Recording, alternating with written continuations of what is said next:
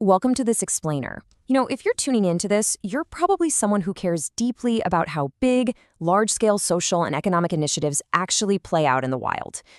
We spend so much time talking about grand ideas, right? Major policy shifts, sweeping organizational programs. But today we're zeroing in on the actual mechanics of impact. How do we measure it? How do we improve it? And honestly, most importantly, how do we know if what looks absolutely brilliant on paper is actually working for the people it's supposed to serve? Well, we're going to explore a comprehensive suite of assessment, research, and advisory services that tackle exactly this challenge. Okay, let's dive into this. The question we're asking right now, that is literally the million-dollar question for any government, NGO, or large-scale organization. You launch a new initiative, maybe it's a massive employment drive or some sweeping social policy, and then what? Does it actually work? Who does it help? And perhaps more critically, who's accidentally being left behind?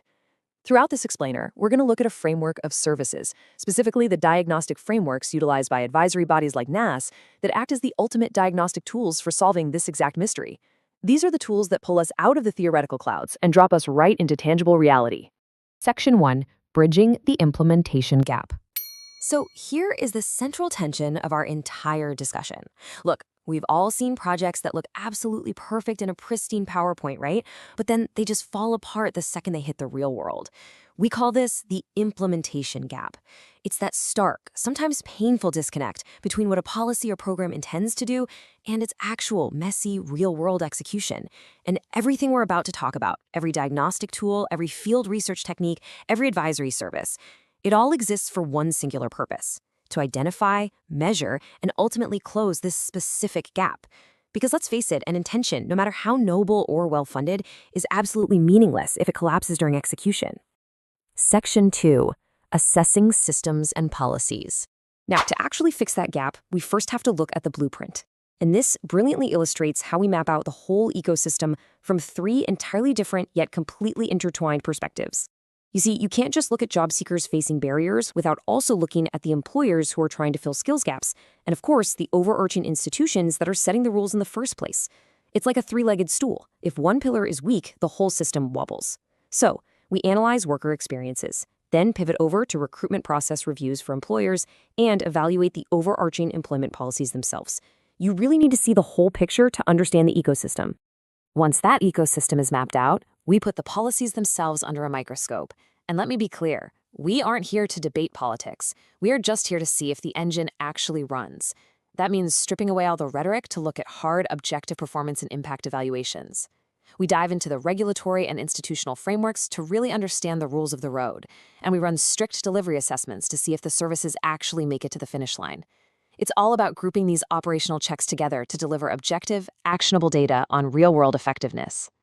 Section 3. Measuring social and community impact. All right, now we're going to shift our narrative focus away from those macro blueprints and down to the micro, human element. What actually happens to the real people affected by these systems? Looking at the breakdown of stakeholders, you can see three distinct groups that we absolutely have to map out. Stakeholder and community assessment makes sure we are truly hearing from those who are impacted. Whether that means reaching out to vulnerable and marginalized groups, tracking broader, general community well-being, or consulting with the affected institutions, we use participatory research and targeted perception studies to systematically gather their voices. We have to hear directly from them. So the crucial point is this stark contrast. On one side, we have what a policy aims to do. For example, maybe a policy aims to revitalize a downtown area, fostering inclusion, creating exciting new social opportunities, all that good stuff. But on the flip side, we have the reality of unintended consequences. What if that revitalization accidentally prices local businesses out of their own neighborhood? We absolutely have to measure these distributional impacts, basically who really benefits and who ends up paying the price. It is vital to measure the livelihood risks and any social safeguard breaches, not just the good intentions. Section 4. Field research and organizational change. Let's move into our final act. It is time to hit the ground. Getting out from behind the desk is literally the only way to find what we call the ground truth. We kick things off with desk research and designing our surveys, sure, but step 2 is where the magic really happens: field verification and user journey observation. We go out and actually watch how a user interacts with the service in real time. And finally, step 3, ground truthing of policy and program data. This is where we take the slick, polished data sitting on a server somewhere and compare it with the gritty, nuanced reality of what is actually happening in the streets, in the clinics, or in the workplaces. And to capture that ground truth, we don't just use one tool. We use a dynamic, rapid-fire arsenal of techniques. Sometimes that means listening deeply through key informant interviews, focus groups, and direct community consultations. Other times it means observing, shadowing a user's actual journey through a system, and building really detailed case studies. And when time is of the essence, we deploy rapid assessments and direct observations to get a raw, unfiltered pulse check. It's a completely multifaceted approach, 100% focused on capturing action and reality on the ground.